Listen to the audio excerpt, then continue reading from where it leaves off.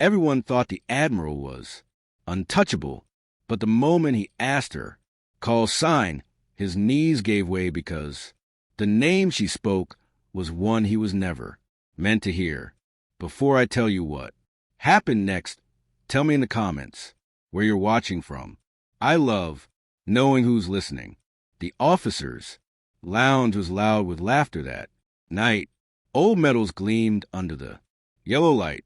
Whiskey glasses clinked against the wooden tables, and stories of past battles echoed across the room. At the center sat Admiral Harlan, a man who had seen more wars than most. Recruits had seen birthdays. He leaned back in his chair, smirking as his gaze fell on a woman in plain clothes. Quiet, her eyes set on the ground. She wasn't in uniform, but there was something about the way she carried herself, straight spine, controlled breathing, that made even the young lieutenants glance twice. Harlan raised his glass and chuckled. "You there? What's your call sign?" His tone was mocking, playful, the way a man talks when he believes he's in complete control. The room went still. She lifted her head, her lips parted, and with a voice calm as iron, she said two words that cracked the air: "Iron Widow." The laughter vanished. Harlan's glass slipped from his hand and shattered against the floor, his face drained of color. He staggered back, gripping the edge of the table as if the name itself had cut the air from his lungs. She thought she would never hear that name spoken aloud again. She thought the world had buried it with her husband in the desert sands of Kandahar. She was wrong. The murmurs began at once. Young officers whispering, veterans straightening in their seats. Some had heard rumors of a ghost unit, a mission so brutal it was stricken from the records. A woman who went in with nothing but a rifle and came out dragging 5 men to safety while the valley burned around her. But no one believed she was real. Until now, the Admiral's hand trembled against the table. He knew the story differently.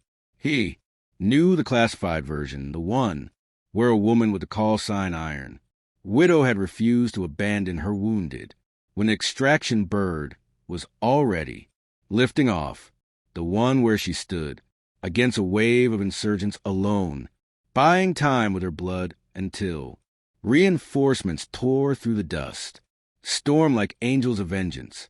And Harlan remembered the report. He remembered the body count.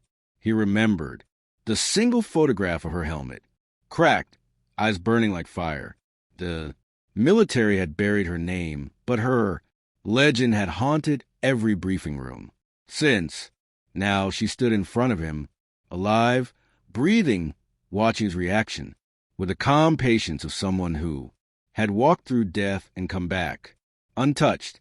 The crowd leaned closer, their voices hushed. One young recruit whispered, "Sir, is she the one?"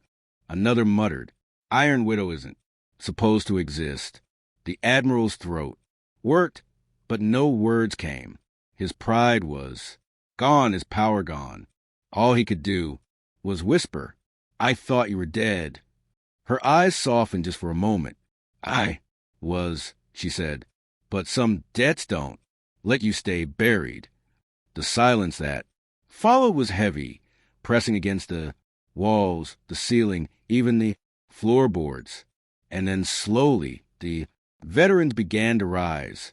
One by one, they stood not for the Admiral, but for her. Their salute was silent, but the weight of it filled the room like thunder. In that instant, the truth was undeniable. Honor isn't worn in medals nor spoken in grand speeches. It lives in the quiet courage of those who never asked to be remembered, yet can never be forgotten. Because courage doesn't fade, it waits, and it rises again when the world least expects it. And just like that, the woman once buried by silence became the story every soul in that room would carry for the rest of their lives. Because kindness doesn't vanish. It waits and it finds its way back. And sometimes the names we thought were gone forever return to remind us that legends never really die. If the story moved, you share your thoughts below. And if you want more powerful stories like this, 1, make sure you subscribe. Your support means the